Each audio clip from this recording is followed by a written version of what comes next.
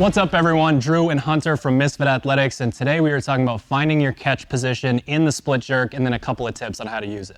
Hunter's gonna go ahead and get down to the bottom of a lunge with his knee on the floor, and we're just gonna make sure that he has a nice 90-degree angle at the knee, both on the front leg and the back leg. From here, he is just going to press through his feet, get a few inches up off the ground.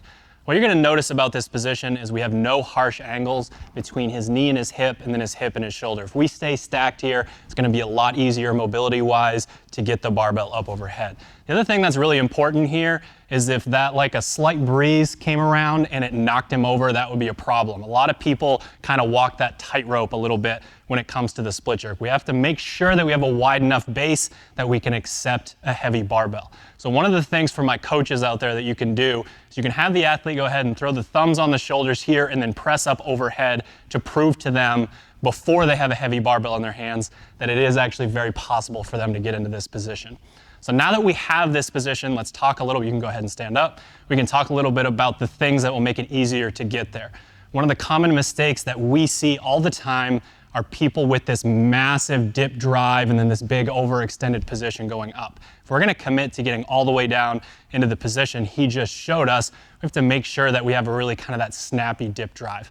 So what he's gonna do is he's gonna stand here, shoulder width apart with his feet, and then he is going to twist his feet into the floor and really push his knees out. In this position, you should feel hip tension. Some people will feel it in their glutes a little bit, but the idea is that you're tight, and when you go down, you naturally want to come back up. The bar is only supposed to come off your shoulder a little bit before we commit to getting under it. The other thing that we see all of the time is when people practice their split jerks, they're floaty, call it like the lollipop split jerk, you know, it's up in the air and then they're here, and then they wonder why when they get, 200, 300 pounds in the front rack position, why it's challenging to get up overhead. So one of the drills that we like to do is to go from no barbell to empty barbell and then warm up with that really kind of snappy movement. So Hunter's gonna go ahead and get back in that position here, thumbs up on the shoulders, and he's just gonna work through getting into this position without a barbell and being fast even though there's no weight.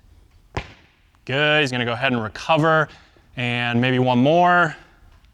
Great.